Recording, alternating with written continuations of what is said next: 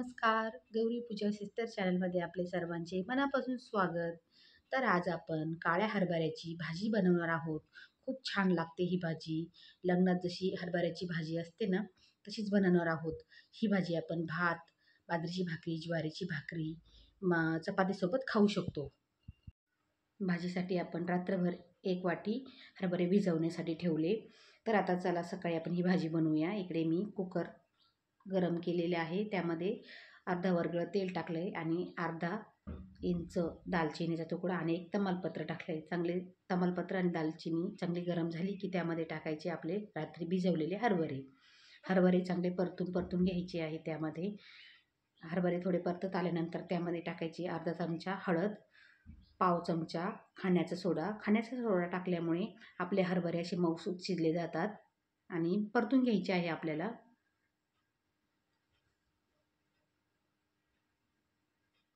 आता इकडे टाकूया अर्धा चमचा मीठ टाकले मी.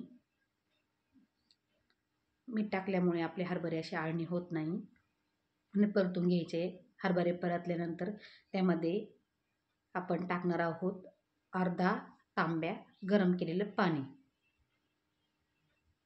आणि एकदा हलवून द्यायचं आहे आणि कुकरला झाकण लावून 3 ते 4 शिट्ट्या काढून घ्या. आपले हरभरे शिजवण्यासाठी ठेवून देऊया. तोपर्यंत आपण वाटण तयार करून घेऊया. इकडे आलं लसूण खोबऱ्याचं वाटण करून घ्यायचं आहे आपल्याला. बारीक चिरलेला एक कांदा आणि अर्धा टोमॅटो घेतला आहे बारीक चिरून.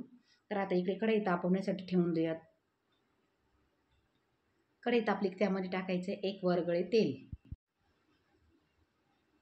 तेल चांगले तापून द्यायचे.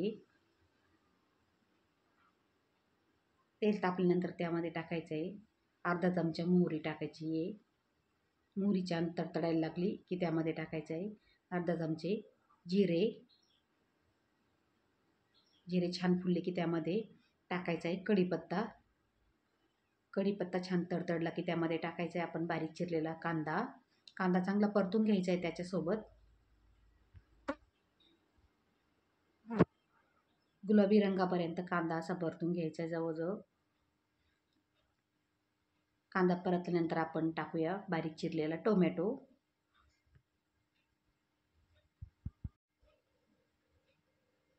टोमॅटो चांगले मऊसूत होईपर्यंत परतून घ्यायचे आहे. आता आलं लसूण खोबऱ्याचं वाटण टाकून घेऊया आणि परतून घ्यावं परत एकदा.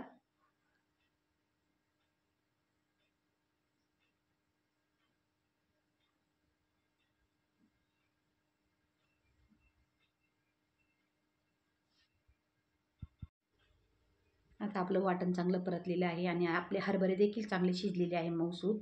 बघू शकता.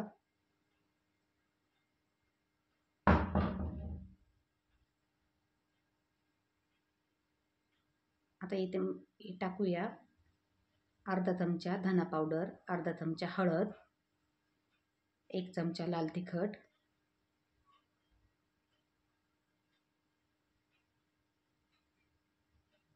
पाव चमचा गरम मसाला आणि थोडासा चाट मसाला टाकायचा आहे. त्यामुळे आपल्या भाजीला चटपटीत अशी चव येते.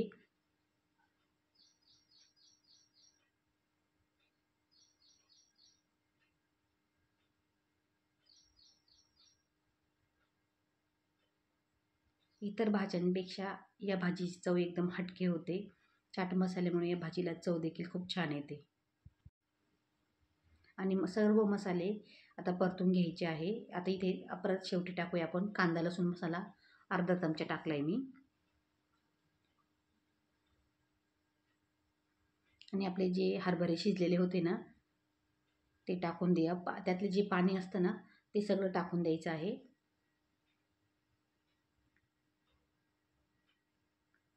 आणि मसाल्यासोबत एकजीव करून घ्यायचे आहे. आता मी दुसऱ्या गॅसवर तिकडे पाणी गरम करण्यासाठी ठेवलं होतं.